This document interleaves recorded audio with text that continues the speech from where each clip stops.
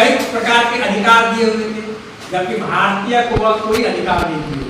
इसीलिए 1885 ईस्वी में भारतीय नेताओं ने, लोगों ने अपने हितों की रक्षा के लिए भारतीय राष्ट्रीय कांग्रेस की स्थापना करके अंग्रेज से अपने अधिकार की मांग करने लगे। 1920 ईस्वी में स्पष्ट तौर पर पहली बार संविधान की मांग की गई। 1928 ईस्वी में पहली बार इसका संविधान का रूपरेखा तैयार किया गया, इसे नेहरू रिपोर्ट कहा गया।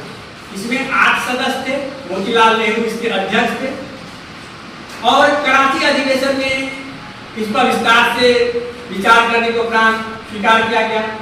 1934 ईस्वी में भारतीयों के लिए संविधान के लिए मांग जोर पकड़ने लगी। अंत में अंग्रेज जो है बाध्य होकर के कैबिनेट मिशन के तहत भारतीयों को अपना संविधान बनाने का अधिकार देने की बात है। कैबिनेट मिशन के तहत संविधान सभा का गठन हुआ। यह गठन 1946 ईस्वी में, दिसंबर 1946 ईस्वी में भारत के लोगों के द्वारा भारतीयों के लिए संविधान सभा का गठन करके संविधान बनाने का कार्य शुरू किया गया, जिसमें नेहरू, गांधी, सरदार वल्लभ भाई पटेल, सुभाष, राजेंद्र प्रसाद, डॉक्टर सत्यानंद सिन्हा जैसे लोग महत्वपूर्ण भूमिका निभाए। इस संविधान सभा के अस्थायी अध्यक्ष डॉक्टर सत्यानंद सिन्हा थे, अस्थायी अध्यक्ष डॉक्टर राजेंद्र प्रसाद बने।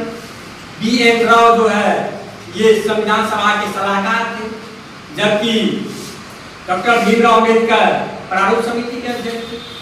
इस तरह से भारतीयों के लिए एक संविधान बनाया गया, जिसके आधार पर जैसे हम लोग स्कूल में पढ़ने आते हैं ना आप लोग, तो इस स्कूल में शिक्षक है, शिक्षिकाएं हैं, प्रधानाध्यापक है, भवन है, आप लोग को खाने के लिए मध्याह्न भोजन मिलता है, पोशाक मिलता है, छात्रवृत्ति मिलता है। ये सारे चीज आपको जो मिलता है यह संविधान के नियम के तहत मिलता है।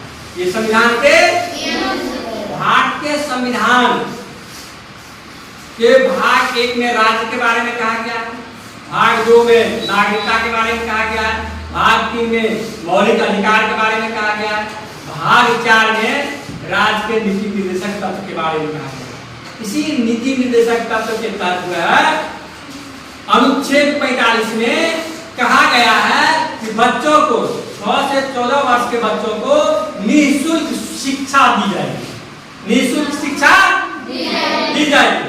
इसी के तहत जो है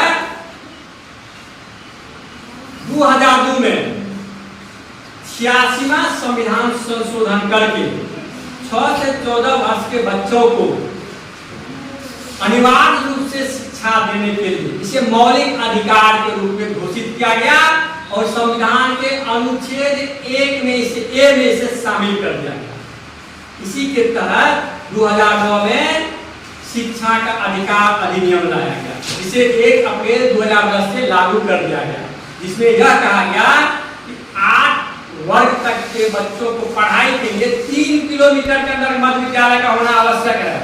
1 से 5 के बच्चों को पढ़ाने के लिए 30:1 में शिक्षक की नियुक्ति आवश्यक है। ये सारी बात किसमें कहा गया? संविधान में कहा गया। हमारे संविधान समाज के सभी वर्गों भारतीय संविधान क्या पाएंगे?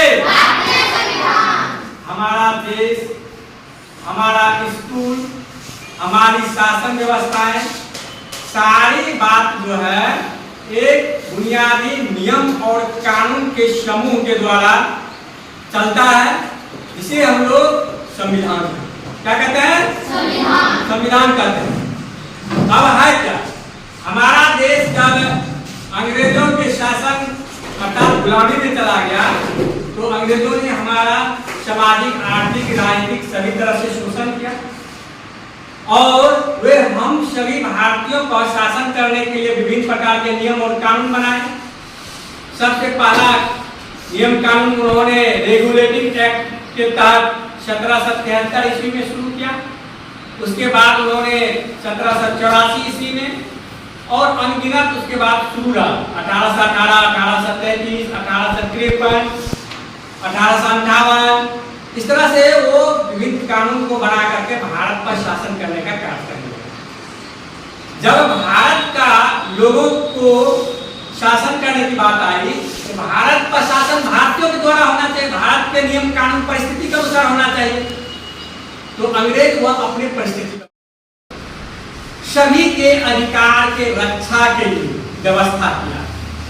यही कारण है कि दलित वर्ग जो है, अनुसूचित जाति जनजाति लोग जो है वह विकास से पिछड़ गया, वर्षों तक उसका शोषण होता रहा। इसीलिए उसको समाज के बराबर लाने के लिए उसको आरक्षण देकर के ऊपर लाने का प्रयास किया गया।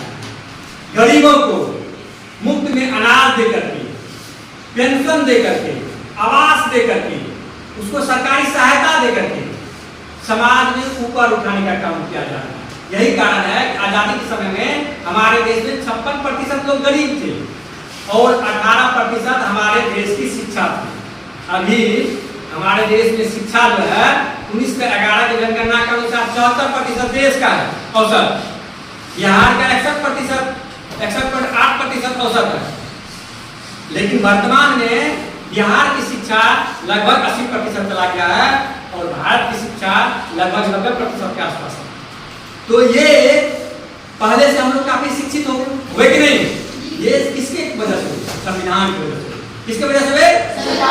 क्योंकि संविधान में समानता, स्वतंत्रता, अवसर की समानता, सामाजिक न्याय जैसी बात कहा गया है।